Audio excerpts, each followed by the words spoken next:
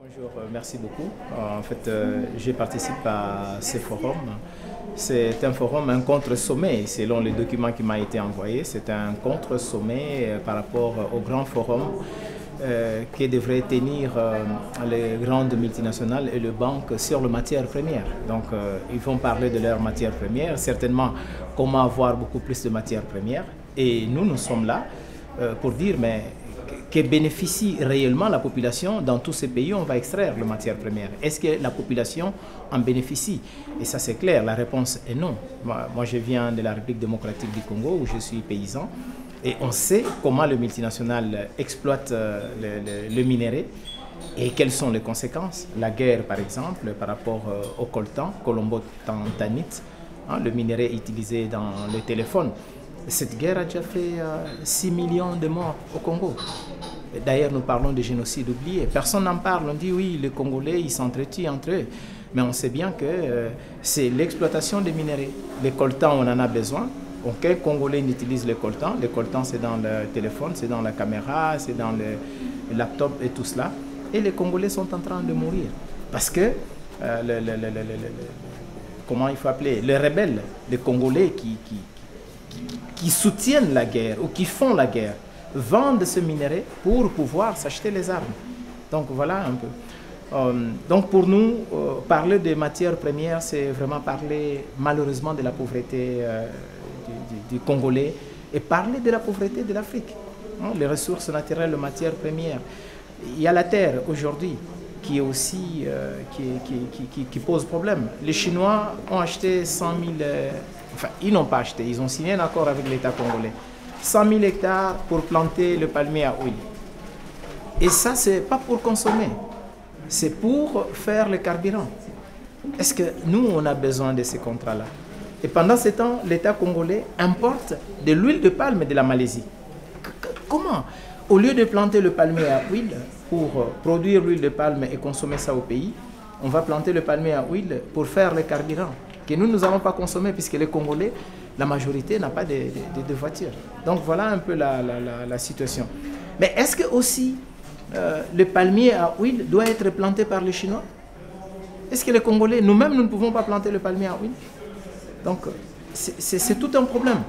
Mais le multinational aujourd'hui, il faut qu'on en parle. Il faut qu'on en parle.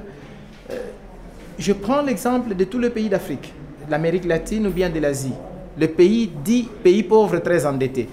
D'abord, un pays comme le Congo, avec tout ce qu'il y a comme minerais, diamants, or, cuivre, cobalt, éther, manganèse et tout cela, avec la terre, c'est le deuxième espace du monde en termes de terre arable, après le Brésil.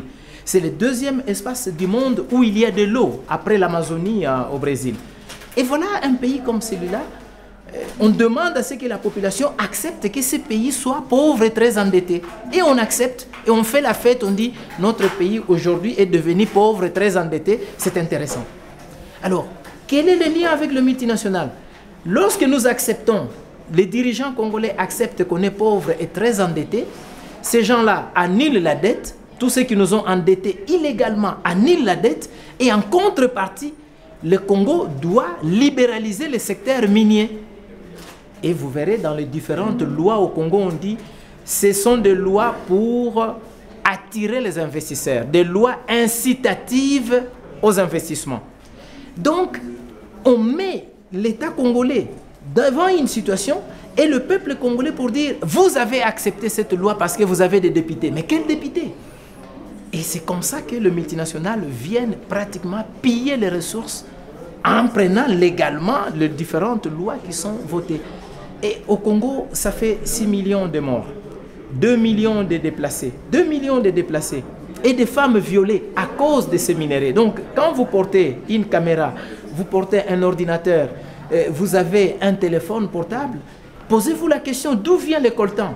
Et quand c'est du coltan qui vient du Congo, Kinshasa, République démocratique si vous voulez ajouter, eh bien, sachez qu'il y a des Congolais qui sont en train de mourir à cause de tout cela.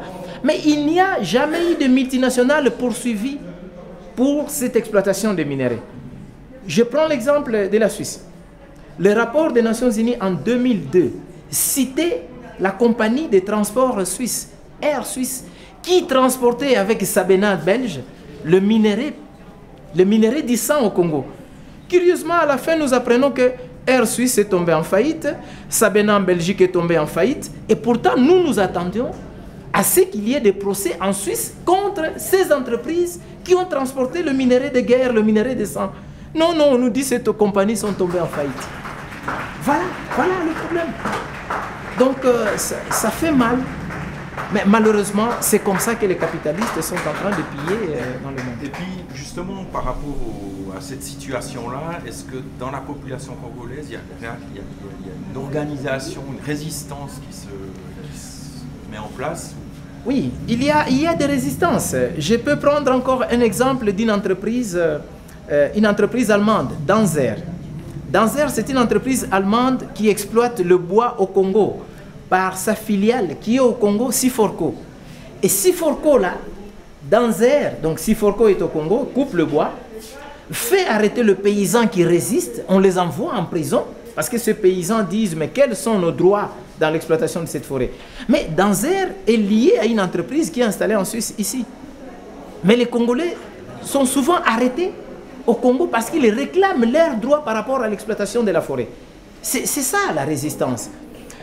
Moi je suis dans un milieu, je suis paysan au Congo et depuis 1923, les terres sont occupées par un agro-industriel belge.